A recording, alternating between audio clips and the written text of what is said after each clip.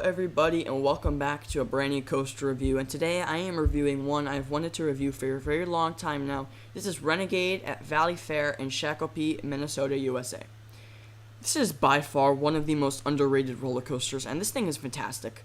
Honestly, I wasn't expecting anything from this roller coaster, and what I got was overwhelming, and it instantly became my new favorite GCI after I rode Mystic Timbers, Gold Striker, and a bunch of other awesome GCIs like Thunderhead. And yeah, this thing is amazing, has plenty of airtime, it's very intense, and it is glossy smooth. Today I'm going to be talking about your ride experience, the stats, what I think of this coaster, and then I'm going to give it a final grade of F to A+.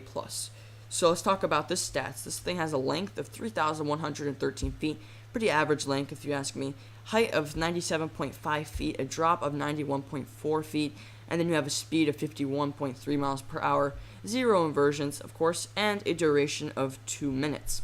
So looking at the stats, this roller coaster is not that impressive. It's not even 100 feet tall. Honestly, it's pretty short, and it's not that fast at all. 51 miles per hour is sub-average. The average roller coaster goes around 60 miles per hour. That's big. So yeah, pretty slightly under average. And if you compare this to other GCIs, even pretty average actually. If you compare this to other GCIs. So let's talk about your experience first and foremost. So you turn right out of the station, go into this little bit of a pre-drop. I'm generally opposed to pre-drops, but that's just my opinion. You'll go up this 97.5 foot lift hill. What's cool is you actually go over a road on this lift hill, which is pretty interesting. You see some spare Wild Thing track from this lift hill, which is just kind of a cool, interesting thing about this.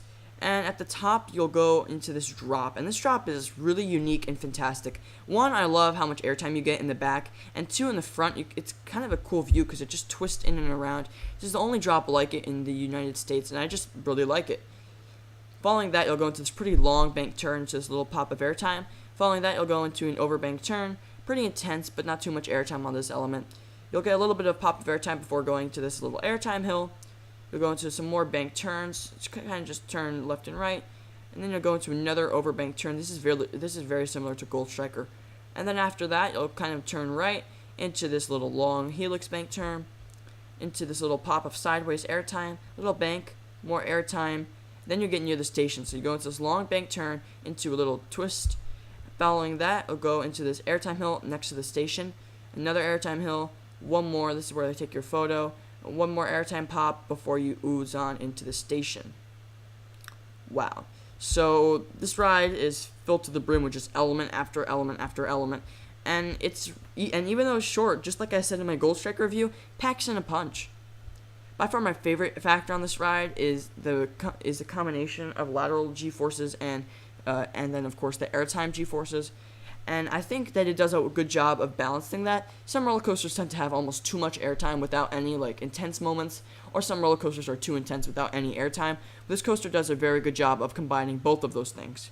Another thing I like about this coaster is it has my favorite GCI trains, the Millennium Flyer trains. It has those really comfortable restraints with the padded seats. Plus, all GCI trains are very scenic in my opinion, and especially the trains for this ride. Another thing I like is the drop, although I already mentioned this. In case you don't know, this roller coaster has a very interesting drop, and you probably couldn't see it from the POV, so I'm going to show you a picture of just the drop from a different angle. Basically what it does is it starts to turn right and then twists left at the last second. It's a pretty cool element, and not a lot of coasters have this. Like I said, it's the only kind to have this drop in the US, at least on a GCI coaster. My biggest qualm with this coaster is that it's not too re-rideable, and that's because it's a little bit rough. This ride, like I said, it's glossy smooth if you're in the front, but if you're in the back, which I generally prefer, you do get a bit of roughness. And that's one of the reasons I like GCI so much, and that's what makes them one of the best coaster manufacturers, is that the roller coasters are so re-rideable. But on coasters like this, it's kind of hard to ride this a bunch of times in the back. If you're going to marathon this, then you're going to have to ride it in the front. I rode this coaster 5 times in a row, and even though that might seem like a lot, that's not as many times as I rode like Mystic Timbers, which I rode 10 times. Or, like Gold Striker, which I rode even more times.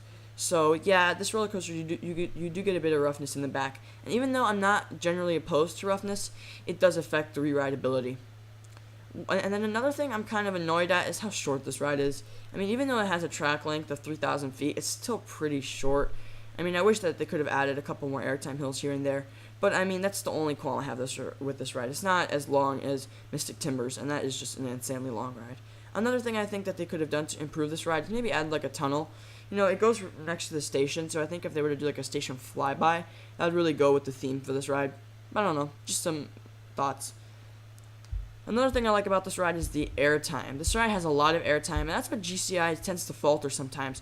I think Mystic Timbers was just meant to be, and really Mystic Timbers and Prowler were both just meant to be super airtime machines.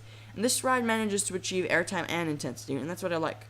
For final score, I'm going to give this ride an A-, and you probably are surprised, and that is because this is my favorite GCI, and also the most underrated roller coaster I have ridden. Yes, I think this is the most underrated roller coaster of all time. I like it more than Gold Striker. I definitely like it more than Mystic Timbers, which everyone seems to love. And yeah, this is just a great roller coaster. I want to hear your thoughts. Have you ridden this? Do you want to ride this? I hope I shed some light on this roller coaster, because honestly, no one talks about it. And I hope that people do now. I mean, for Pete's sake, I didn't even make the top 50. It didn't even make the top 50 awards in 2017 for the Golden Ticket Awards. So I hope